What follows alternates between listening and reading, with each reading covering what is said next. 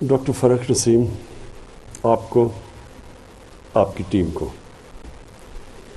آج میں اسپیشلی خراج تحسین پیش کرتا ہوں، کیونکہ آپ کو پتہ ہے مجھے سب سے زیادہ میں نے آپ پہ پریشر رکھا تھا کہ اس کو کرمنل جسٹس سسٹم کی جو ریفارمز ہیں ان کو جلدی ان ریفارمز کو لے کے آئیں۔ دیکھیں، میری زندگی کا تجربہ ہے۔ 18 سال کی عمر کے بعد میں انگلینڈ تھا، پڑھائی کی، پھر میں پروفیشنل کرکٹ کھیلتا تھا، پھر میں نے دنیا دیکھی۔ تو میں آپ کو یہ بتا دوں کہ اگر کسی کا خیال ہے کہ ملک ترقی کر سکتا ہے رول آف لاء کے بغیر، اگر کسی کا خیال ہے کہ یہ ہو سکتا ہے تو وہ شاید کوئی فینٹیسی ورلڈ میں تو ایسے ہو جائے کہ آپ ایک دن آئیں اور ایشین ٹائگر بن جائے پاکستان، لیکن ریالٹی میں یہ ہے کہ آج تک کسی معاشرے نے ترقی کی نہیں جب تک ان کا لیگل سسٹم ٹھیک نہیں ہے، جب تک رول آف لاء نہیں ہے۔ جو میرا کمپیریزن ہوا، میں پاکستان کو آدھا سال پاکستان ہوتا تھا، باہر انگلینڈ میں کرکٹ کھیلتا تھا، تو جو میں نے دیکھا اس دور میں پاکستان باہر کے لیگل سسٹم بہتر ہوتے رہے ٹائم کے ساتھ۔ ٹیکنالوجی کا انہوں نے استعمال کیا، جو ابھی آپ نے بڑی ڈیٹیلز میں بتایا فاروق، اور ٹیکنالوجی سے وہ اپنے سسٹمز کو بہتر کرتے رہے۔ پاکستان کا سسٹم جو شروع میں تھا، جو انگریز چھوڑ کے گیا تھا، وہ بجائے اوپر جانے کے وہ نیچے جانا شروع ہو گیا، اور بلکہ پاکستان کے جو سارے سسٹمز تھے جو عوام کو جنہوں نے اٹھانا تھا، وہ سارے آہستہ آہستہ نیچے جانا شروع ہو گئے، اور ایک گلف آ گیا کہ ایک طاقتور کے لیے ایک پاکستان بن گیا جس کو ہم ایلیٹ کیپچر کہتے ہیں، اور عوام کے لیے دوسرا پاکستان بن گیا۔ جو جسٹس سسٹم تھا آہستہ آہستہ آہستہ آہستہ وہ صرف طاقتور کو فائدے کے لیے پہنچ گیا۔ طاقتور جرم بھی کرے تو وہ سسٹم نہیں اس کو پکڑ سکتا تھا، اور عام آدمی کے لیے وہ انصاف بجائے دینے کے، عام آدمی جیلوں میں بھرے ہوئے ہیں، اور کئی ایسے بیچارے اتنے خوفناک جیلوں کے اندر کہانیاں ہیں غریب لوگوں کی، صرف ان کی کرائم، ان کا جرم، ان کی غربت تھی۔ تو وہ صرف جو بیسکلی ایک اسٹیٹ کی ذمہ داری ہے انصاف فراہم کرنا، ایک تو وہ گیا۔ دوسری ذمہ داری اسٹیٹ کی تھی کہ اپنے لوگوں کو تعلیم دینا، وہ سسٹم سارا خراب ہو گیا۔ شروع میں اردو جو گورنمنٹ سکول سسٹم تھا اس کے بڑی ہائی کوالٹی تھی، بڑی دیر تک ہمارا سارا جو انٹلیکچوئل تھا وہ گورنمنٹ سکولوں سے نکلتا تھا۔ آہستہ آہستہ آہستہ پرائیویٹ سکول اوپر جانے شروع ہو گئے اور پھیلنے شروع ہو گئے۔ پہلے تھوڑے سے انگریزوں نے بنائے ہوئے تھے انگلش میڈیم سکول، جنہوں میں بھی پڑھا ہوا ہوں، باقی اردو میڈیم اور گورنمنٹ سکول کی بڑی سارا پاکستان کا انٹلیکچوئل ادھر سے آتا تھا۔ آہستہ آہستہ سارے پرائیویٹ انگلش میڈیم سکول پھیلنے شروع ہو گئے، اور جو گورنمنٹ سکول سسٹم تھا وہ نیچے جانا شروع ہو گیا۔ تو وہاں بھی ایک ایلیٹ تیار ہو گئی، ایک طرف اچھی نوکریاں اور وہی چھوٹے سے ایلیٹ کی، اور باقی لوگوں کے لیے ایک تعلیم نیچے گر گئی۔ وہی ہاسپٹلس کا حال ہوا۔ میں گورنمنٹ ہاسپٹل میں پیدا ہوا، میری بہنیں، ہم سب آہستہ آہستہ آہستہ گورنمنٹ ہاسپٹلز نیچے چلے گئے، اور پھر پرائیویٹ ہاسپٹلز آ گئے امیروں کے لیے، اور جو سپر امیر تھے وہ باہر جا کے اپنا علاج کروانا شروع ہو گئے۔ پھر ادھر بھی گلف آ گیا۔ تو یہ جو آج آپ نے ریفارم لے کے آئے ہیں، میں سمجھتا ہوں کہ یہ پاکستان کی تاریخ میں پہلی دفعہ ایک کوشش کی گئی ہے رول آف لاء کی، کرمنل جسٹس سسٹم کو ریفارم کرنا، اور پھر سول پروسیجر کوڈ جو پہلے کر چکے ہیں۔ اس کا مطلب کہ ہم ایک رول آف لاء کی طرف جا رہے ہیں۔ اس کا سارا مقصد یہ ہے کہ عام آدمی کے لیے انصاف فراہم کیا جائے، اور طاقتور کو قانون کے نیچے لایا جائے۔ مدینہ کی ریاست کی میں بات کرتا ہوں، آج تک مدینہ کی ریاست کی زیادہ تر مسجدوں میں جمعے کے خطبے پہ ہم سنتے ہیں. ہماری زندگی اس کا کوئی تعلق نہیں ہے، کیونکہ کسی نے سمجھایا ہی نہیں ہے اس کو کہ وہ جب اللہ نے ہمیں حکم دیا تھا کہ نبی صلی اللہ علیہ وسلم کے راستے پہ چلو، وہ ہماری بہتری کے لیے اللہ نے حکم دیا تھا، کیونکہ وہ دنیا کی تاریخ کا سب سے بہترین ماڈل تھا. اس سے زیادہ ایک دنیا کی تاریخ میں انقلاب نہیں آیا جو کہ وہ ریاست قائم کر کے اور پھر ایک دنیا میں ایک چینج آیا تھا، ایک ایسا انقلاب آیا تھا. تو وہی لوگ جو کہ یہ حیثیت کوئی نہیں تھی دنیا کی، انہوں نے امامت کی. تو ہمیں حکم اس لیے دیا ہوا ہے کہ اگر آپ نے اس پاکستان کو ٹھیک کرنا ہے، جو آپ ہماری آبجیکٹو ریزولوشن میں لکھا ہوا تھا اسلامی فلاحی ریاست، تو وہ اس کا ماڈل وہی تھا، اور اس کی دو پرنسپلز کے اوپر اس کی بنیاد رکھی گئی تھی. ایک تھا انسانیت کے اوپر فلاحی ریاست، اور مجھے بڑی خوشی ہے کہ کل ہم نے اپنا ہیلتھ کارڈ، ہیلتھ انشورنس، یہ بڑے بڑے خوشحال ملکوں میں بھی اس طرح کا انیشیٹو نہیں لیا گیا کہ یونیورسل ہیلتھ کوریج کر دی کہ ہر شہری کے پاس ہیلتھ انشورنس کا یہ جو ہم نے اناؤنس کیا ہے. یہ ڈیولپڈ ملکوں میں بھی ایسے نہیں ہے، پریمیم دے کے انشورنس لینی پڑتی ہے. مفت انشورنس ہر خاندان کو دینا، یہ بھی ایک بہت بڑا ہیلتھ سسٹم کے اندر انقلاب ہے، اور فلاحی ریاست کی طرف ایک ہمارا بہت بڑا ہم قدم اٹھا چکے. لیکن یہ جو آج آپ نے کیا ہے، یہ ایک رول آف لاء کے لیے بہت بڑا قدم اٹھایا. دیکھیں، مدینہ کی ریاست میں دو چیزیں پہلے آئی تھیں. 622 میں نبی صلی اللہ علیہ وسلم ہجرت کر کے مدینہ گئے، اور پہلے 5 سال بڑی مشکل سے امت مشکلوں کا سامنا کرنا پڑا، سروائیو کیا، کوئی خوشحالی نہیں تھی. لیکن ان 5 سالوں کے اندر دو چیزیں اسٹیبلش کر دی انہوں نے. ایک قانون کی بالادستی، اور انہوں نے جب ان کی جو حدیث ہے کہ تمہارے سے پہلے بڑی قومیں تباہ ہوئیں، جب طاقتور چوری کرتا تھا تو اس کو سزا نہیں ملتی تھی، اور جب کمزور چوری کرتا تھا تو اس کو سزا دیتے تھے، قوم تباہ ہو جاتی ہے. انہوں نے کہا تمہارے سے پہلے قوم تباہ ہو چکی ہیں. تو آج اگر ہم آگے نہیں بڑھ سکے تو یہ نمبر 1 ایشو ہے پاکستان کا. جو سب سے بڑا پاکستانیوں کا احساس ہے وہ اوورسیز پاکستانی ہے. 90 لاکھ اوورسیز پاکستانی ہیں. ان کا جو سالانہ آمدنی ہے وہ 22 کروڑ پاکستانیوں کے برابر ہے. ان کے پاس پیسے بھی فورن ایکسچینج میں، ڈالرز میں. ان کے پیسے جو ریمیٹنسز بھیجتے ہیں اس کے اوپر اس وقت پاکستان چل رہا ہے، ایکسپورٹس کے اوپر نہیں چل رہا. لیکن یہ انویسٹ نہیں کرتے پاکستان میں. کیوں نہیں انویسٹ کرتے؟ میرا سب سے زیادہ تعلق اوورسیز پاکستانی سے اس لیے رہا ہے کیونکہ میں خود اوورسیز پاکستانی رہ چکا ہوں. میں 6 مہینے تو باہر کمائی کرتا تھا 18-20 سالوں تک. تو میں تو جانتا ہوں کہ ان کا مسئلہ کیا ہے. وہ صرف پاکستان میں انویسٹمنٹ نہیں کرتے کہ یہاں رول آف لاء نہیں ہے. ان کو اعتماد ہی نہیں ہے پاکستان کے انصاف کے نظام پہ. ان کو کانٹریکٹ انفورسمنٹ پہ کوئی اعتماد نہیں ہے. اور یہ سب سے بڑی رکاوٹ بنی ہوئی ہے ہمارے آگے بڑھنے. 22 کروڑ ہماری آبادی ہے، 90 لاکھ وہ باہر بیٹھے ہوئے ہیں. اور وہ جس وقت وہ اپنا یہاں انویسٹمنٹ لانی شروع کر دی پاکستان میں، جس میں ہر قسم کی نعمت اللہ نے دی ہے، جس وقت انہوں نے انویسٹمنٹ یہاں کرنا شروع کر دیا، ہمیں کوئی کسی کے پاس یہ ہاتھ پھیلا کے جانا نہیں پڑے گا. کبھی ہم IMF کے پاس جاتے ہیں، کبھی اپنے دوست ملکوں کے پاس جاتے ہیں کہ جی ہمیں قرضے دے دو. کیوں ہم کرتے ہیں؟ کیونکہ ہمارے سب سے بڑا مسئلہ یہ بنا ہوا ہے کہ کوئی کسی کو ہمارے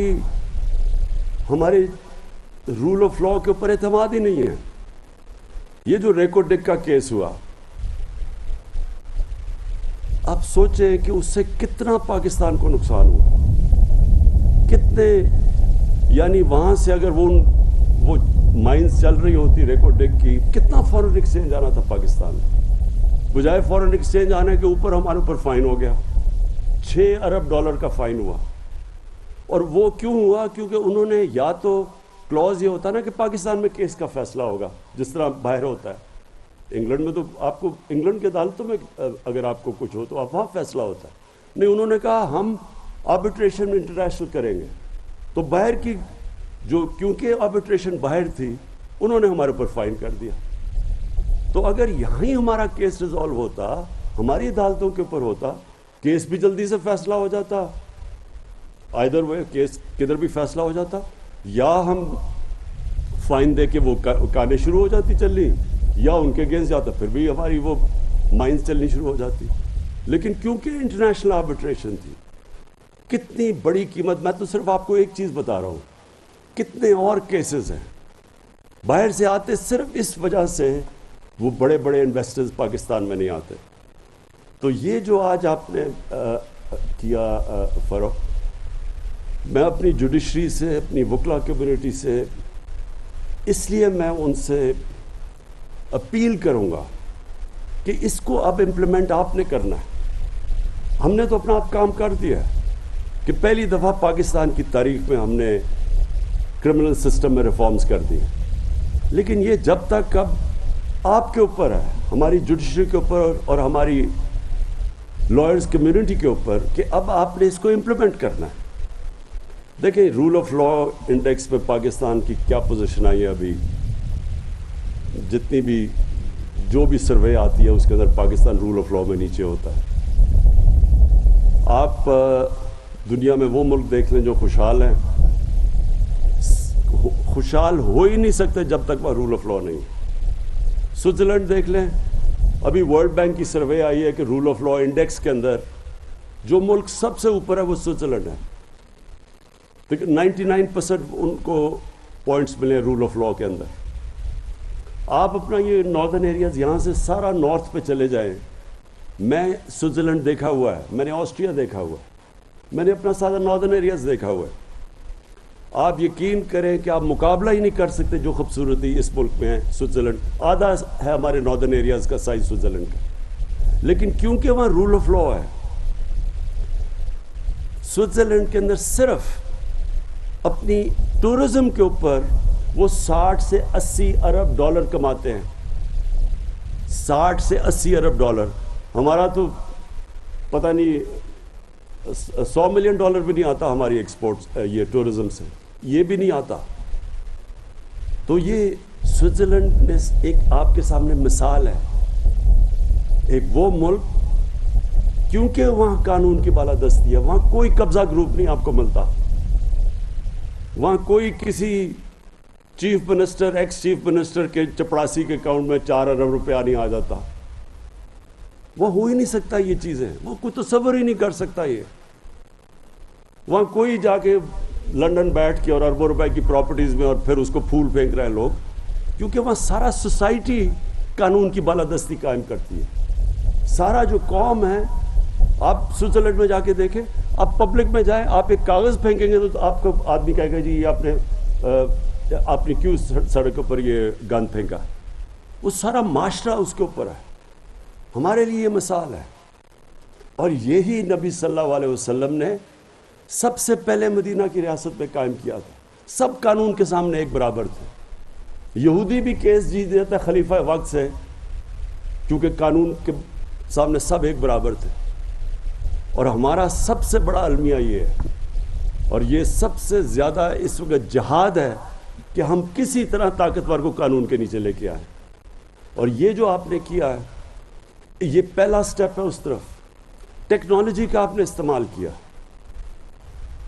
میں جب کرکٹ کھیلتا تھا میں نے بڑی کیمپین کی کہ نیوٹرل امپائر ہونے چاہیے، تب اپنے اپنے امپائر ہوتے تھے تو نیوٹرل امپائرز ہونے چاہیے. مجھے بڑی 6 سال میں نے کیمپین کری، بڑی مخالفت ہوئی، اور پھر میں نے ساتھ ساتھ ٹیکنالوجی کی بات کی کہ استعمال کرو، اس کی بڑی میرے اوپر تنقید ہوئی.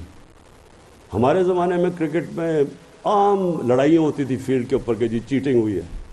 آج ٹیکنالوجی آ گئی ہے، نیوٹرل امپائر ہیں، میچ ہوتا ہے، جو ہارا ہے وہ ہار تسلیم کر لیتا ہے، جو جیتتا ہے وہ مان جاتا ہے. جو ہم کوشش کر رہے ہیں الیکشن کمیشن میں EVM مشین سے، ہم بھی ٹیکنالوجی لے کے آنے کی کوشش کر رہے ہیں.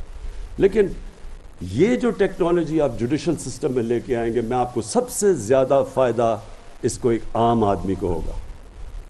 جو بیچارہ طاقتور ہے، بیچارہ میں کہہ رہا ہوں جو اس ملک میں طاقتور ڈاکو ہے، اس کو تو اس سسٹم نے بڑا فائدہ پہنچایا ہے، لیکن عام آدمی اس کو ضرورت ہے ان ریفارمز کی.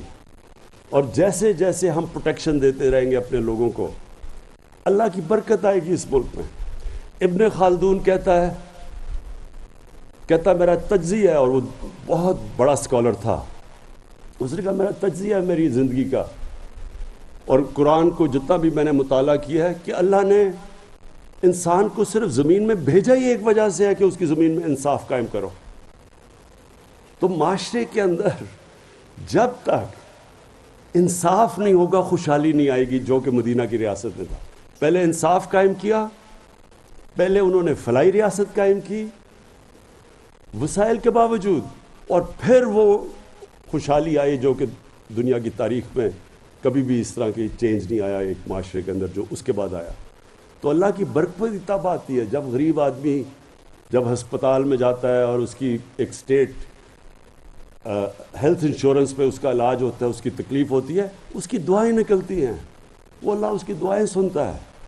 جب ایک غریب آدمی کو انصاف ملتا ہے ایک طاقتور کے خلاف، اس کے گھر کے اوپر قبضہ ہو جاتا ہے یا اس کی زمین پہ، اور ریاست اس کی زمین چھڑواتی ہے، طاقتور کو سزا دیتی ہے، اس کی دعائیں نکلتی ہیں اس اسٹیٹ پہ، اللہ کی برکت آتی ہے اس معاشرے پہ، جو کہ سوئٹزرلینڈ میں ہے.